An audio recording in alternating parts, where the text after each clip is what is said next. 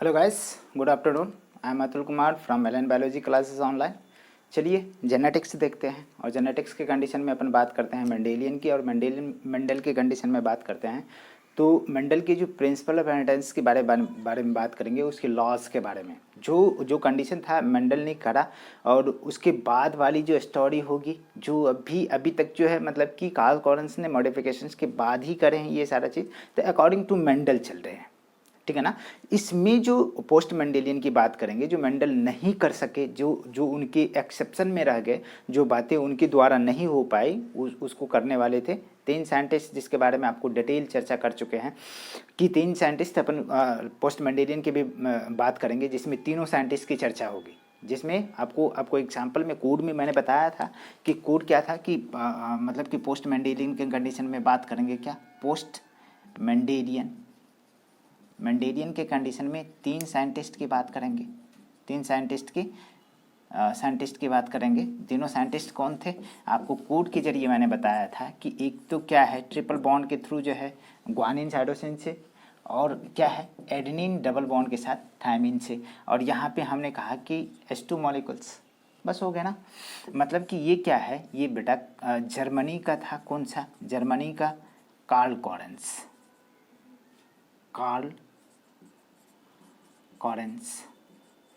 ठीक। और यहाँ पे हुगो डी ब्रीज, कहाँ का बेटा, हॉलैंड की। और यहाँ पे बात करते हैं तेसर में, कहाँ का, ऑस्ट्रिया का। आपको याद है ना। तीनों साइंटिस्ट जो है इन्होंने किया, अभी तक तो चल रहा है। ठीक है ना। मेंडल के द्वारा जो पेपर दिया गया था उसके सबमिशंस के बाद इन्होंने उनकी खोड़छाड़ करके उसकी बातों को रखे अकॉर्डिंग टू मेंडल ही। तो अपन मेंडल को ही लेंगे ना, उसी के क्रेडिट देंगे। लेकिन जहाँ पे मेंडल नहीं कर सके, जो एक्सेप्शन लेके चले थे, उसको अपने लोग करने वाले हैं। तो इसको देख लिया। चलिए यहाँ पे चलिए अब बात करेंगे किसका, कि Mendel principle of inheritance. Mendel principle of inheritance. और इसमें किसको किसको इंक्लूड करेंगे, बहुत इंपॉर्टेंट, बहुत धांसू चार्ट है। ठीक है। तो यहाँ पे बात करेंगे किसका, तो देखो यहाँ पे जैसे ही बात करेंगे कि इसमें चार लॉज के बारे में बात करेंगे, लेकिन कंडीशन क्या है, उसमें से तीन ही लॉज रहेंगे। पहला का कंडीशन है पेयर्ड फैक्टर,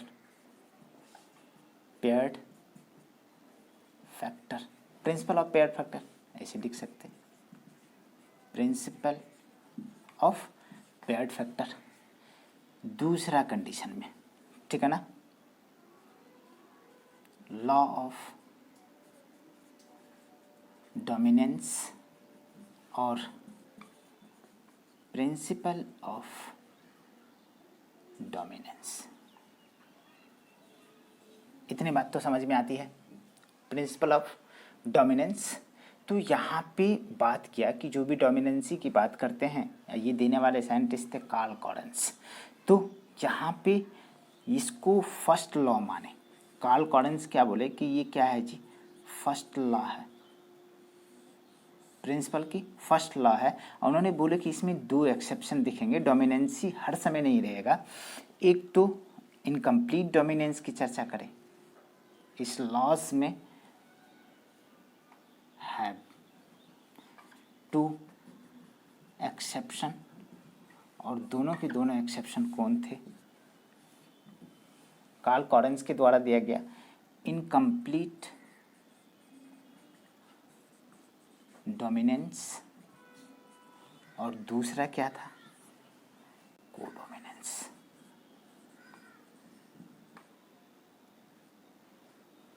ठीक है ना, कोडोमिनेंस,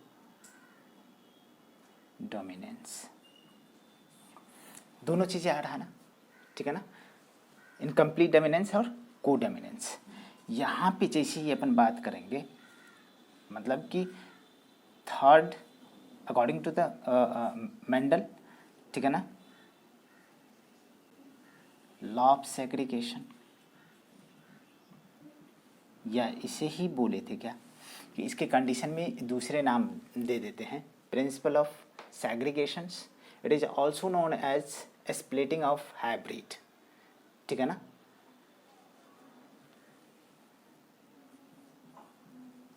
प्रिंसिपल ऑफ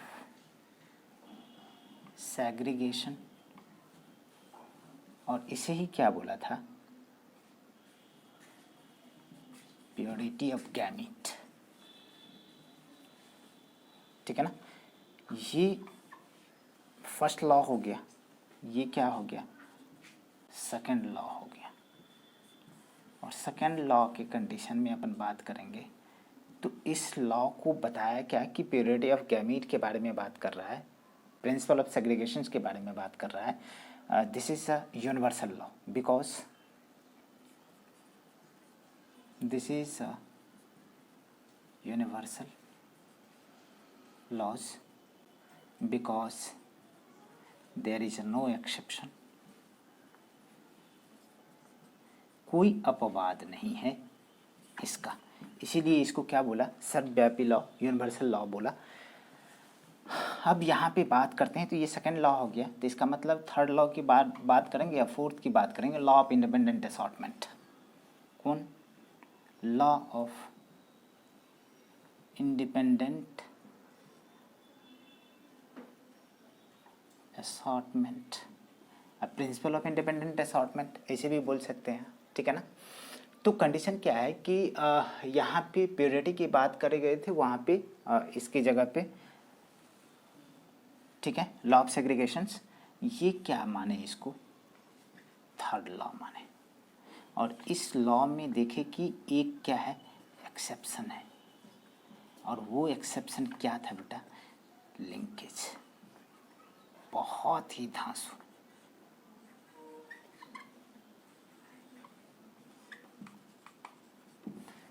है लिंकेज। ये सारे के सारे बातें अपन आगे करने वाले हैं, ये बहुत ही इम्पोर्टेंट है, बहुत धांसू, ठीक है। तो यहाँ पे जैसे ही अपन बात करेंगे ना इसके लिए, तो चलिए सबसे पहले करते क्या है कि principle of pair factor and law of dominance के बारे में बात करते हैं। और इसके बारे में जैसे ही बात करेंगे तो थोड़ा थोड़ा जो अपनी जो लॉ ऑफ डोमिनेंस की बात रह जाएगी और प्रिंसिपल फैक्टर पेयर फैक्टर के बारे में। तो मेंडल का कहना था कि जितने भी मतलब कि जीन की जो है दो जीन को उन्होंने बोला, कहा कि एक जनरेशन से दूसरे जनरेशन में जो चीज़ पास करती है that is a factor, unit factor, उसको एलिमेंट बोला। कहा कि एक जनरेशन से दूसरे जनरेशन में जो चीज़ें पास करती है, इनहेरिट करती है character, that is a factor, ठीक है। अब ये फैक्टर जो है पेयर्ड में होते हैं। कैसे, मतलब कि जैसे क्रोमोजोम की बात करते हैं तो मतलब कि दोनों क्रोमोजोम जो है एक मदर से एक फादर से, ये दोनों के दोनों क्रोमोजोम पास करके जाते हैं दूसरे जनरेशन में। इतने बात तो याद है ना कि दूसरे दोनों के दोनों कंडीशन में तो ये पेयर में जाते हैं, चाहे सिमिलर टाइप के जीन होंगे। और जीन कहाँ पे प्रेजेंट होगा, जीन क्या होता है, थोड़ा थोड़ा सा होमोलोगस, उसके एड्रेस क्या होती है, उसको लोकस क्या होता है, ठीक है ना, उसकी न्यूक्लियोटाइड कैसे फिक्स्ड होते हैं, किस तरीके से होते हैं, और कैसे जो हाइट को मेंटेन करते हैं, कि मतलब कैसे रेप्लिकेशंस होगा, कैसे ट्रांसक्रिप्शन होगा, कैसे ट्रांसलेशंस होगा, कैसे प्रोटीन बनेंगे, और किस तरह से प्रोटीन का मॉडिफिकेशंस होगा हार्मोन में, that is a growth hormone. और वो हार्मोन क्या करते हैं, इंटरलोड की इलोंगेशन करते हैं, it leads to the increase in the length of the stem. तो कंडीशन क्या है कि सारे के सारे बातें थोड़ी सी मैं यहाँ पे करने वाला हूँ, ज़्यादा नहीं करूँगा, तो दोनों को मिला के करते हैं, दैट मीन्स कि फर्स्ट लॉ को करने वाले हैं। चलिए यहाँ पे हेडिंग दीजिए, principle of pair factor and law of dominance. यहाँ पे पहला बात करेंगे principle of paired factor and law of dominance.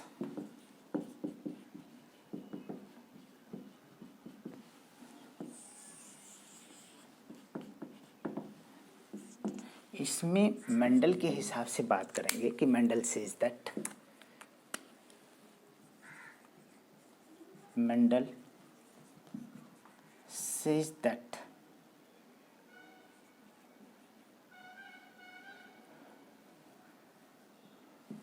ठीक है ना, some मटेरियल पार्टिकल आप बोल सकते हैं, ठीक है ना, something there is passes from one generation to the next generation, one generation to next generations, that is a unit factor. Unit factor इसे एलिमेंट भी बोले और nowadays it is known as क्या भैया, इसे क्या बोलते हैं आज के डेट में, जीन बोलते हैं। तो ये फैक्टर जो पास करता है it is passes in paired, that's why it is known as क्या, paired factor।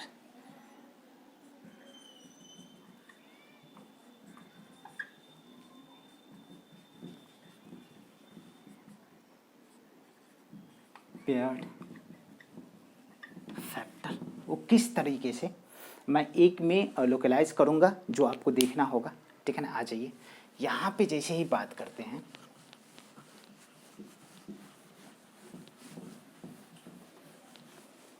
ठीक है ना,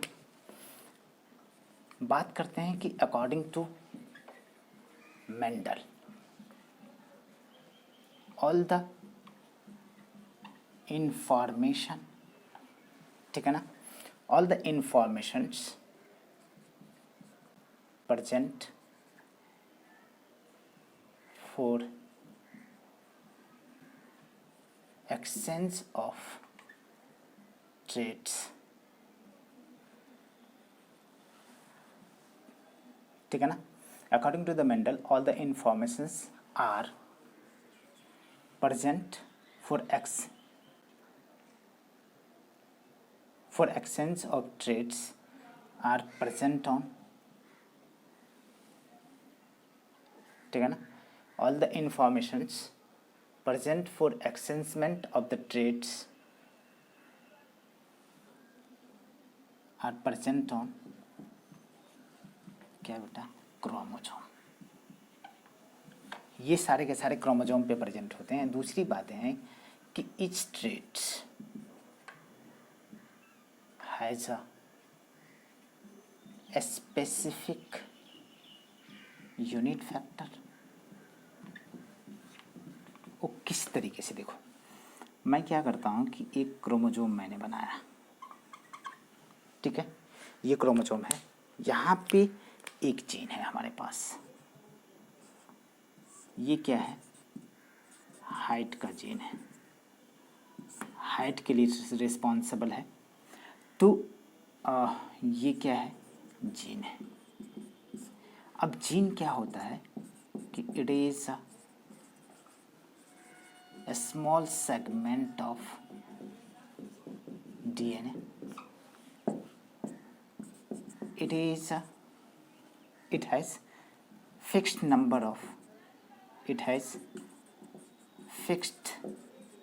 number of nucleotide, ठीक है ना। अब इसके पास क्या होता है कि इट हैज, ठीक है ना, particular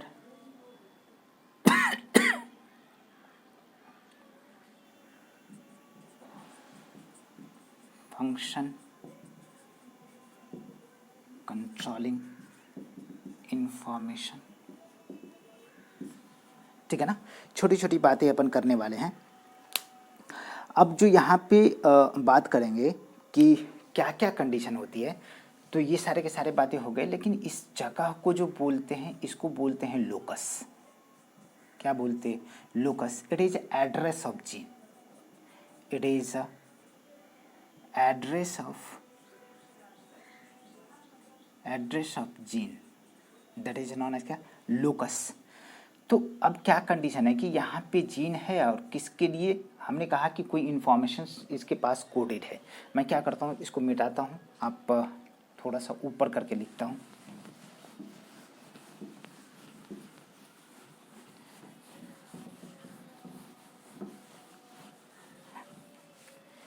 ये हमारे पास क्रोमोसोम है, यहाँ पे हमने कहा कि कोई एक जीन है, इस जीन के पास स्पेसिफिक इंफॉर्मेशन होती है, जो इंफॉर्मेशन करता है this is source by the special function. तो ये क्या करते हैं, इट शोज, ठीक है ना, ट्रांसक्रिप्शन। ये जीन क्या होता है, स्मॉल सेगमेंट ऑफ डीएनए। तो डीएनए में क्या होती है कि ये ट्रांसक्रिप्शन होता है, ट्रांसक्रिप्शन हुई तो ये क्या कर दिया, ट्रांसक्रिप्शन होने के बाद करता है टू फॉर्म क्या बेटा, एमआरएनए। और एमआरएनए जो है ट्रांसक्रिप्शन होने के बाद यहाँ पे होती है ट्रांसलेशन, और ट्रांसलेशन बनने के बाद ये क्या बनाते हैं, प्रोटीन। और प्रोटीन का क्या होता है बेटा, मोडिफिकेशन होती है। तो ये क्या बन जाते हैं, हार्मोन। और हार्मोन में भी हम बात करते हैं कौन सा, ग्रोथ हार्मोन बन गया, कौन सा, ग्रोथ हार्मोन बन गया, दैट इज जिब्रेलिक एसिड, ठीक है ना। और जिब्रेलिक एसिड रिस्पॉन्सिबल होता है, it is responsible for increase in internode, internode के इंक्रीज में मदद करते हैं। It leads to increase in stem length, results into